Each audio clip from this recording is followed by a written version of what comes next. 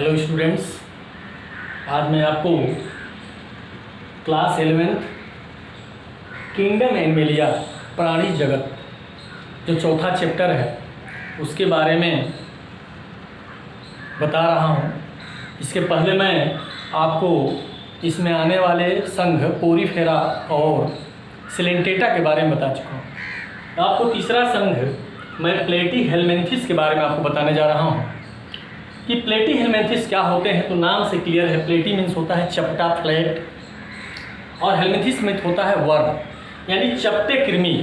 तो इस जो संघ है, इस संघ में जितने भी जंतु पाए जाते हैं उनका शरीर चपटा होता है, इसीलिए इनको देखें तो आप कहते हैं चपटे कृमि कहते हैं।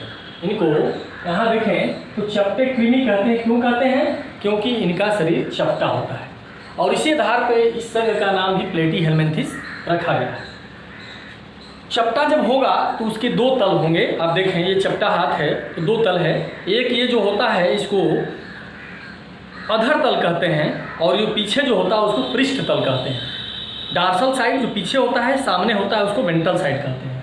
तो इसमें पृष्ठधर होता है। जब चपटा है तो यह डार्सी वेंट्रल होगा, यानी इसमें डार्सल पृष्ठ और ये वेंट्रल अधर भाग पाया जाए।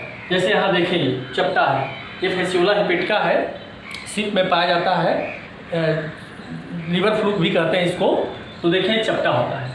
तीसरी चीज़ देखें तो इसमें जितने भी पाए जाते हैं जंतु वे अंतःपरजीवी होते हैं, अर्थात दूसरे जीवों के शरीर के अंदर पाए जाते हैं और उन्हीं से अपना भोजन प्राप्त करते हैं। अतः ये क्या होते हैं? सभी अंतःपरजीवी होते हैं। और अंतःपरजीवी होते हैं तो इनमें एक विशेषता होती है कि अंतःपरजीवी होगा तो भोजन को पाने के लिए इसमें देखेंगे तो इसके ऊपर देखें तो आप ये चुस्कांग पाए जाते हैं। देखिए ये चुस्कांग है, ये चुस्कांग होंगे। और दूसरी चीज़ ये होगा कि इसमें कांटेनुमा संरचनाएं होंगे जिसको हम अंकुश कहते हैं। तो इसमें दो संरचनाएं होंगी। जैसे फीता कृमि है तो फीता कृमि आंत में पाया जाता है, तो आंत में चिपकने के लिए ये अंकुश होगा, कांटेनुमा संरचना, और भोजन को चूसने के लिए चुस्कांग होगा। ठीक इसी प्रकार से फैसियोला है या लिवर फ्लूक कहते हैं इसको, भेड़ में पाया जाता है, सिप में या बकरी में। तो इसमें देखें तो इसमें भी चूसने वाला अंग और उसमें चिपकने वाला अंग होता है, क्योंकि ये अंतःपरजीवी है तो भोजन को ग्रहण करने के लिए, चूसने के लिए और उसमें रहने के लिए इसके अंदर ये विशेषता होती है। एक चीज़ और है कि इनका शरीर द्विपार्श्व सममित होता है, यानी सममित होता है, यानी आप इसको एक एंगल से काटेंगे तो इसको दो भागों में, समान भागों में, बराबर भागों में बांट सकते हैं। इसको कहते हैं द्विपार्श्व सममित।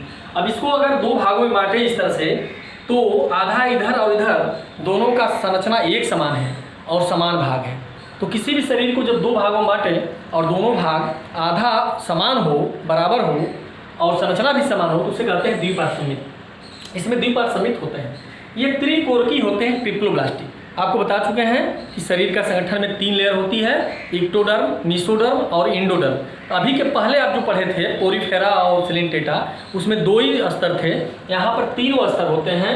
ट्रिप्लोब्लास्टिक होता है, अर्थात इसमें इक्टोडर्म, मेसोडर्म और एंडोडर्म पाया जाता है।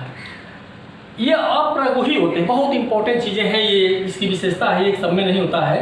एसिलोमेट यानी देह गुहा इसमें नहीं होता है।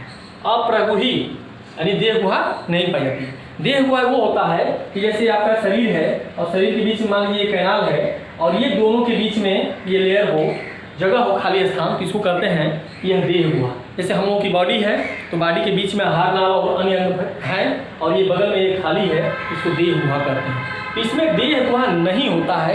यह प्रथम ऐसा संघ है जिसमें कि देह गुहा नहीं है। इसके आगे आप आएंगे तो देखेंगे उसमें देह गुहा पाया जाता है। इसका शरीर संगठन देखें तो अंग स्तर का हो गया। अंग स्तर का मतलब क्या हुआ? आर्गन बन गए। इसके पहले हम पढ़े थे सिलेंटेटा, बताए थे कि टिश्यू स्तर का होता है, उसमें कोशिकाएं ऊतक बना ली है लेकिन अंग नहीं बना है, उसको कहते हैं ऊतक स्तर। और उसके पहले पढ़े थे पोरीफेरा, वो होता है कोशिका स्तर का, उसमें ऊतक भी नहीं बने होते हैं। तो ये अंग स्तर का है, अर्थात इसमें विभिन्न अंग बन गए हैं और वो अंग काम करते हैं, इसलिए शरीर संगठन अंग स्तर का है। ये परजीवी होते हैं तो चूसक और अंकुश पाए जाएंगे, अभी आपको बताए। इनमें बहुत ही इंपॉर्टेंट संरचना है ज्वाला कोशिकाएं। ये ज्वाला कोशिका है ज्वाला कोशिका इसलिए कहते हैं, इसमें देखिए फ्लैजिला निकली हुई हैं, तो देखने में लगता है कि कोई लौ जल रहा है, ज्वाला जल रहा है, इसलिए इसको कहते हैं ज्वाला कोशिका। इसकी विशेषता आप देखिए यहाँ चित्र में बनाया हूँ, इसमें ज्वाला कोशिकाएँ हैं और ये मूत्र को छानता है और छान करके शरीर के फ्लूइड को छान करके यहाँ मूत्र बनाता है और वो मूत्र शरीर से बाहर निकलता रहता है।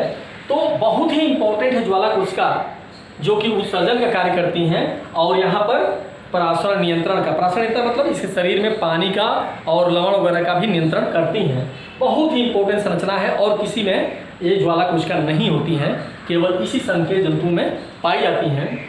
और ज्वाला कोशिका इसलिए इसमें जो फ्लैजिला होता है वो जलती हुई लौ की भांति दिखाई देता है, इसलिए इसको ज्वाला कोशिका कहते हैं। ये प्रायः उभयलिंगी होते हैं, अधिकांश उभयलिंगी है, जैसे टीनिया सोलियम देखेंगे, फेसुला हिपोटिका।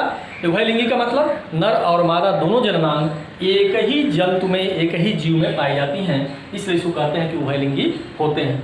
इनमें निषेचन आंतरिक होता है। आंतरिक होने का तात्पर्य है कि जो मेल है अपना शुक्राणु मादा के शरीर में, मादा के जननांग में शरीर में प्रवेश कराता है, इसलिए कहते हैं कि निषेचन आंतरिक होता है। इसमें परिवर्धन यानी निषेचन के बाद जाइगोट बनेगा और वह जाइगोट भ्रूण बनाता है या वयस्क बच्चा बनाता है। इसमें परिवर्धन अप्रत्यक्ष होता है, अर्थात जो भ्रूण बनेगा जाइगोट से वह अपने माता पिता के समान नहीं होगा, बल्कि एक बीज का संरचना होगा जिसको लार्वा कहते हैं। और इसमें कई लार्वा स्थिति पाई जाती है, जैसे सिस्टिस सर्कस लार्वा है, एक आपने नाम सुना होगा, तो सिस्टिस सर्कस लार्वा इसमें पाया जाता है प्लेटीहेलमिन्थेस में। तो इसमें कई लार्वा पाई जाती हैं स्थिति, और इसको कहते हैं कि परिवर्धन अप्रत्यक्ष होता है। अप्रत्यक्ष मीन्स कि इसमें जाइगोट से जो वयस्क बनता है वो डायरेक्ट नहीं बनता है, बल्कि बीज की अवस्था लार्वा बनता है, वो लार्वा फिर वयस्क में बनता है। प्लेनेरिया बहुत इंपॉर्टेंट एक जंतु है प्लेनेरिया, जो कि जिसमें पुनरुद्ध भवन होता है। पुनरुद्ध भवन आपको बता चुके हैं स्पंज में कि पुनरुद्ध भवन की क्षमता होती है, इनको उसको काटते जाते हैं और नया शरीर उनका निकलता आता है। ये प्लेनेरिया ऐसा प्लेटीहेलमिन्थेस में पाया जाने वाला जंतु है कि जिसके शरीर को कई भागों में काट दें, अगर प्रत्येक भाग में कोशिका है तो उससे नया प्लेनेरिया बन सकता है। इस क्रिया को कहते हैं पुनरुद्ध भवन, और यह पुनरुद्ध भवन की अपार क्षमता होती है प्लेनेरिया में। ये प्लेनेरिया इसी संघ का एक जंतु है। तो आप इसमें देखें तो इस संघ के जंतुओं को देखें तो जैसे ये आपका फीता कृमि है जिसको टीनिया सोलियम कहते हैं, जो मनुष्य के आंत में पाया जाता है। फेसुला हिपोटिका है जिसको लीवर फ्लूक कहते हैं, इसको लीवर फ्लूक भी कहते हैं, लीवर फ्लूक। इसलिए लीवर फ्लूक कहते हैं कि यह जो है पाया जाता है लीवर के अंदर सीप के।